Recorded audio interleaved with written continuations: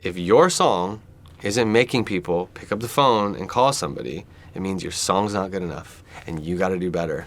Hi, I'm Julian Bunetta. You might know me from Sabrina Carpenter's Espresso, Teddy Swims Lose Control, or One Direction, Story of My Life. And today I'm in the studio with American Songwriter, presented by iZotope and Native Instruments.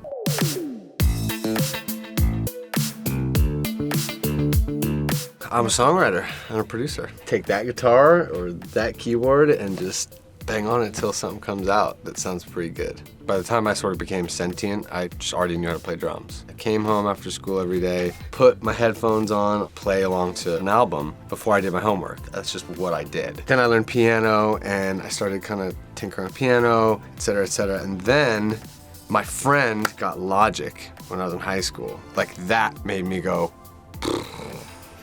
and so I'd go to his house every day after school. The first song I ever made, I think, was a cover of Superwoman by Stevie Wonder. And I brought it home to my dad. I was like, check this out. And so that Christmas, I got Logic for Christmas and a little MIDI keyboard and some speakers. Then I was like, okay, this is what I want to do. After I wrote my first song by myself was when I had a big aha moment. A trip to Sweden got canceled when I was really young. I was like 19, I was gonna go and like have my first overseas experience. And I didn't tell any of my friends that I didn't go, and I just stayed by myself and I was so bummed. But that was the first night that I wrote lyrics and sang a song that I wrote. I was like, whoa, I can put my voice on stuff and I have a voice and I have a say in the way the melody comes out and the way the words come out.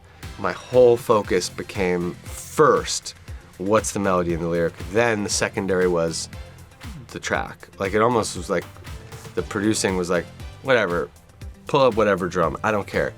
I care about this chorus first. We gotta get this. All the rest doesn't matter. Like who cares? I've had different processes through my career of, with country, a lot of times it does start with the title, and with, R&B, a lot of times it does start with chords, or with pop, it maybe starts with the track, but it doesn't always have to, because there's always something in the room. There's always like either someone's not saying what's on their mind and you need to notice and you need to probe them, or someone's saying what's on their mind but you might be talking over them because you also want to tell your story, so maybe you need to learn to shut the f up.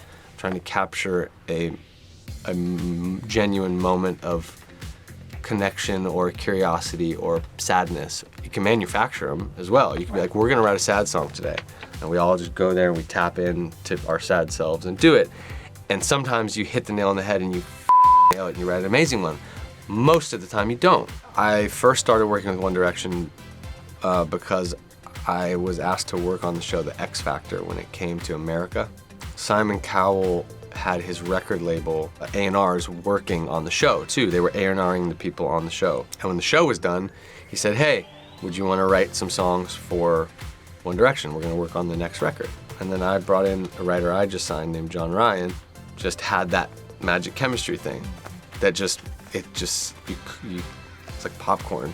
It's like you couldn't gather all the ideas, and that's how that happened. I got hooked up with Sabrina via a songwriter that I work a lot with named Steph Jones. We wrote Nonsense and Espresso together. She had worked with Sabrina for a long time, and she was just like, hey, I think you'd really like Sabrina. She's hilarious, she's amazing, she's funny. I think you'd really like her. Would you want to work together, the three of us? I was like, yeah, great, let's do it.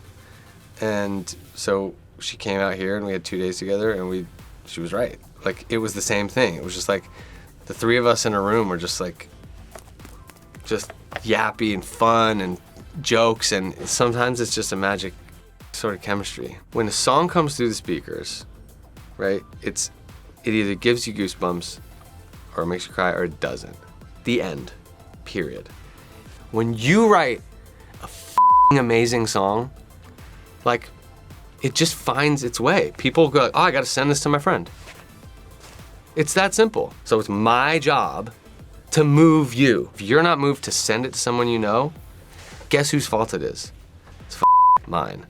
And the end, period. So if you want to get into the industry and you're a songwriter, you better write a song as good as Rolling in the Deep.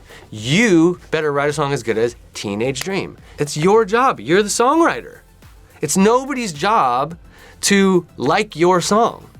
It's not an audience's job to like your song. It's your job to make me like your song. That is the most important thing, I think, for young songwriters to hear. You gotta bust your ass, and you better rewrite and work, because I'm your competition. There's one slot on, this artist needs one single. Is it gonna be yours or mine? iZotope is on every master chain of mine, sometimes two, if I'm feeling really spunky. More open, rounder on the bottom end too.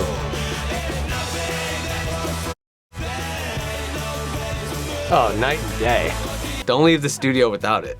Ozone just can manipulate sound and just give me the grit I want, or the sparkle I want, or the compression I want. It just has so many things you can do. It was everything I wanted to have all in one plugin. It's made for how you would want to use it. And if it's intuitive and functional, you're like, oh, it's like they're reading my mind. This is great. And that's what it feels like when I'm using it. Dog food, filet mignon, boom. I use trash kind of on everything. A background vocal chain. I might put them on my acoustic guitars. I've used it on the master. I've used it on lead vocal. I've used it on everything. Vocal synth is more of a specific color for a certain style of record, but like for a vocoder, that's the go-to because you have so many options and so many different textures. So if I'm gonna make BVs or use that texture, it's vocal synth. There's no more underground. It almost puts him in a room by using this vocoder, which is really wild. Or the Polyvox and this combination.